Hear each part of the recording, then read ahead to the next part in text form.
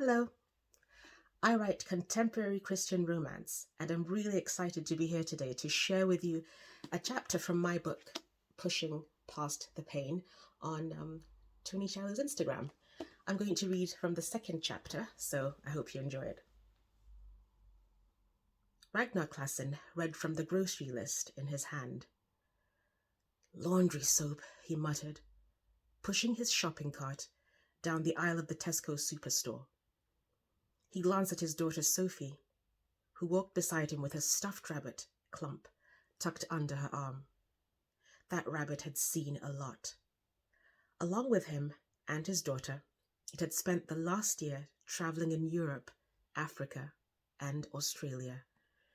Now it had come full circle and was back in the village of Hatbrook in southeast England, browsing the shelves of the same Tesco superstore, where a young mother had once pulled the stuffed rabbit off the shelf on impulse, liking its lopsided ears and thinking it would look sweet in her baby daughter's nursery.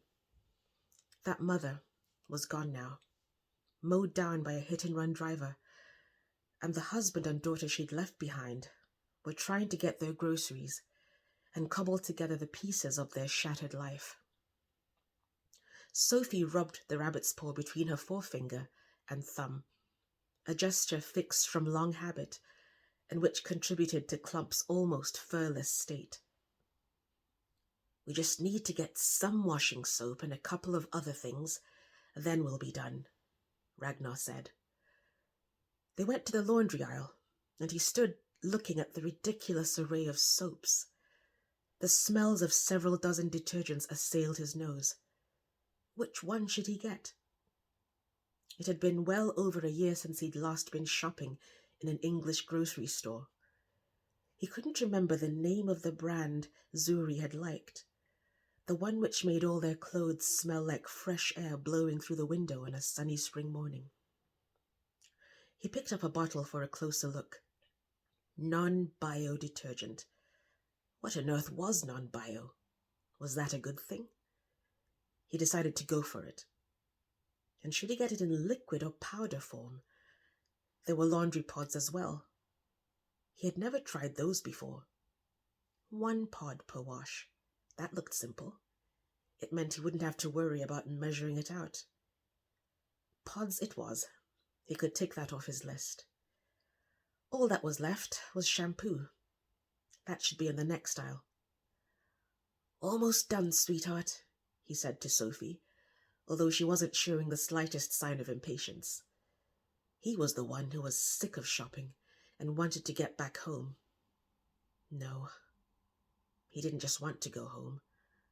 What he wanted most of all was to get into a time machine and magically appear back in the past when Zuri was here, not just to tell him what detergent and shampoo they should use, but to laugh with him and fill his arms as well as his heart. Ragnar and Sophie walked into the personal hygiene aisle, steering the large shopping cart around a woman and a child who stood browsing the shower gels. Shampoo, shampoo, shampoo, he said under his breath. He scoured the shelves but couldn't find the kind Zuri had used for Sophie. He'd have to get an alternative. Once again, there were too many to choose from. Why did they make so many kinds?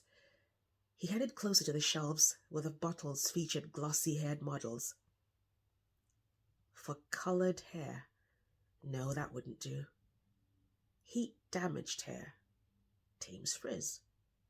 Ultimate detangling conditioning shampoo. He glanced at his daughter's thick mop of hair, then back at the bottle. This might be worth a try. He turned to drop the bottle into the cart. Is that for your daughter? I wouldn't use that. Ragnar glanced up. The woman he'd seen in the aisle before was standing a few feet away, one hand on her own shopping cart, her other hand pointed at Ragnar's bottle. I shouldn't buy this? He asked. Why not? The woman said, It's loaded with sulfates. That's the worst thing for curly hair. It'll strip out any natural moisture and leave the hair brittle and make the tangles worse. You want to look for something that's based on natural ingredients and try to avoid sulfates completely. Ragnar gave his self-appointed consultant a double take. Her black hair was short, its tight ringlets framing her oval face.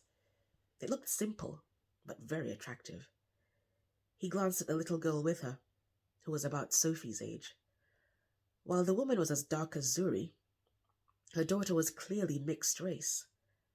But unlike Sophie's unruly curls, this child had perfectly groomed pigtails, secured with tiny bows.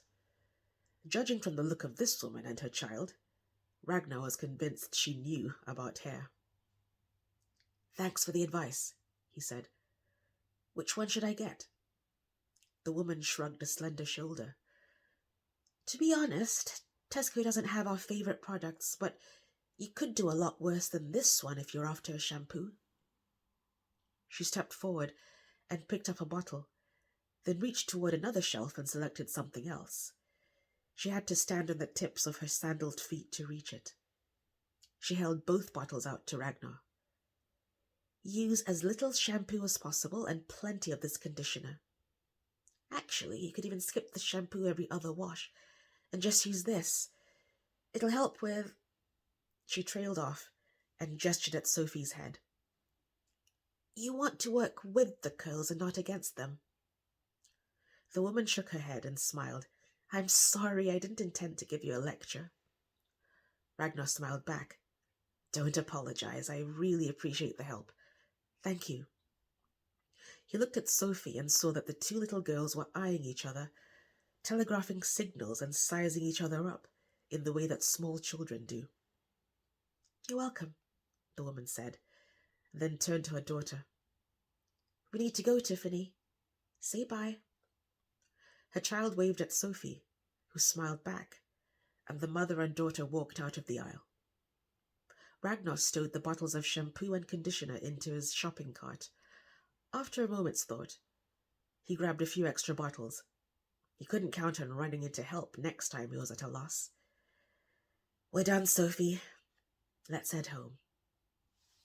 Thanks so much for listening to Chapter 2 of my book, Pushing Past the Pain, a contemporary Christian romance.